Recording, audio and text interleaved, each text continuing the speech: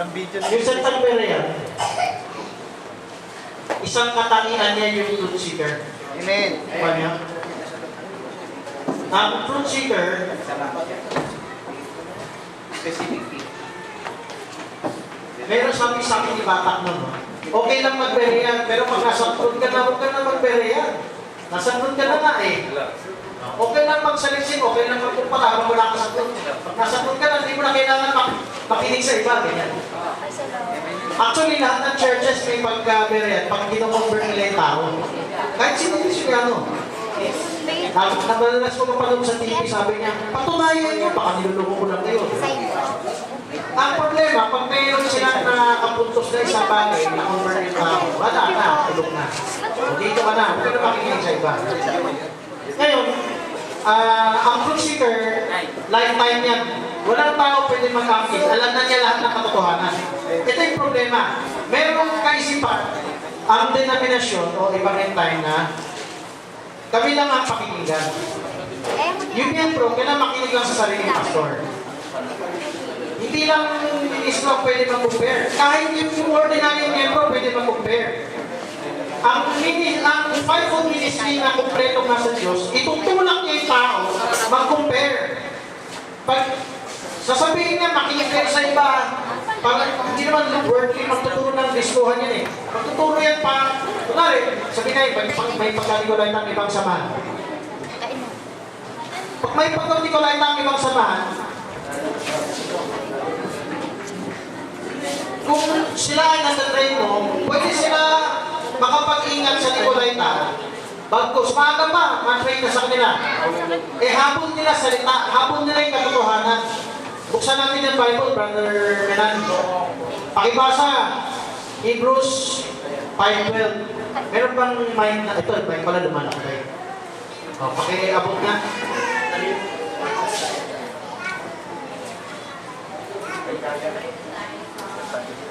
Hello. Okay, pakibasa Hebrews 5:12.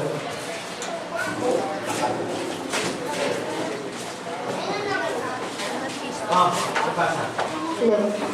Hebrews 5:12. For when for the time we owe to the teachers, and if need that one teach you again which be. The first principle of the oracles of God and are became such as have need of milk and not a strong meat. 14. 14 daw. 13, 14. 13. For everyone that useth milk is unskillful in the word of righteousness, for he is a babe. 14. But strong meat belongs to them that are full of age, even those who, by the reason of full of their senses, exercise to discern both good and evil. Sabihin natin lahat, discern. Pag sinabing discern, kaya nila hukuman ano yung tamang mali. Hindi porke sabi hukum, parang kinundi na more thousand kino. Hindi, ibig sabihin hukum.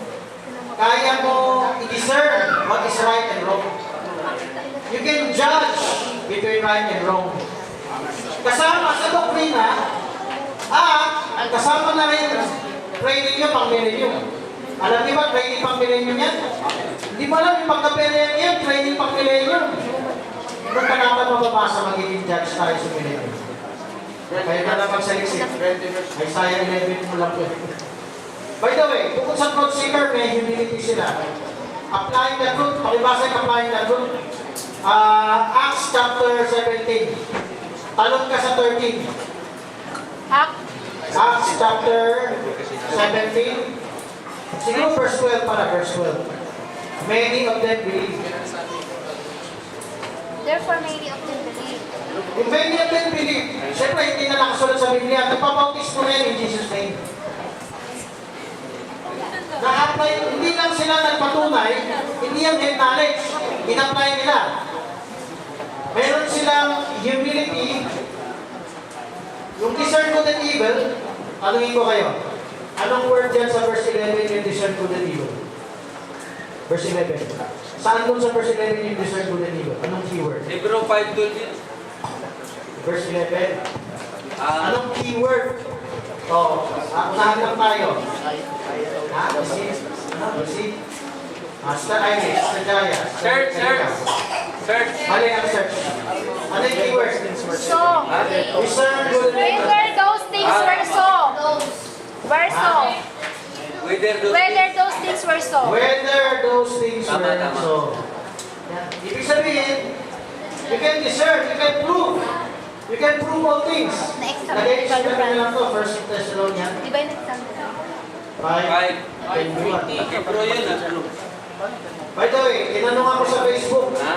anong talata mo na Una yung nakukulikta ka lang ng katotohanan? Ito, 1 Thessalonians 5, 21. Yung iba kong binigay ay Philippians 4:8. Tumahigay ka na sina Max Seriol at saka sila. Ba't binabanggit mo? Binanggit sa video. Humility.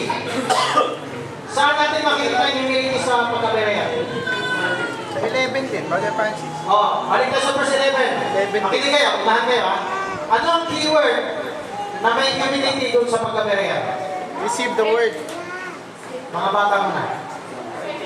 Search, mali ka ng kambal. Receive the word. Jim, receive the word. Ulang-ulang. Dito on na Genesis. readiness All of mind. Complete na lang. Readiness of mind. With all readiness of mind. Ano sa mo, Virgin Jim, receive the word? Okay, Dugtungan na natin mo. tama. Ang Dugtungan kumpleto, mo. o sige, pwede na yung Jim. With Receive the all. word. With Si all. Pablo, malaban-laban yun. Tama. Kailangan kunin niyo yung background. Di ba si Pablo, sinisiraan na siya na heretic. Sinisiraan na siya ng mga Hudyo. Yung pinuntahan niya, di pa Kristiyano yun. Yung pinuntahan niya, sinagoga ng Hudyo yun. Dapat, hindi sila makikinig kay Pablo. Bakit sila nakikinig kay Pablo? May humility sila. Yan yung humility na hindi false humility. Maraming taong mababait, kala niya. Pero, hindi ko like sila pagdating sa doktrina. Ang importante, ang humility na tagos sa doktrina. Amen. Ibukod ko to, open-minded. Anong keyword doon sa... Anong keyword sa Acts 17:11 ng open-minded? Eagerness of mind. Basa mo na bata. Readiness. O, Jim. Ha? Double? Saan double? Double trouble? Double. Readiness of mind. Yung double, general yung double yung pagkamiraya. Tandaan nyo, may letter N.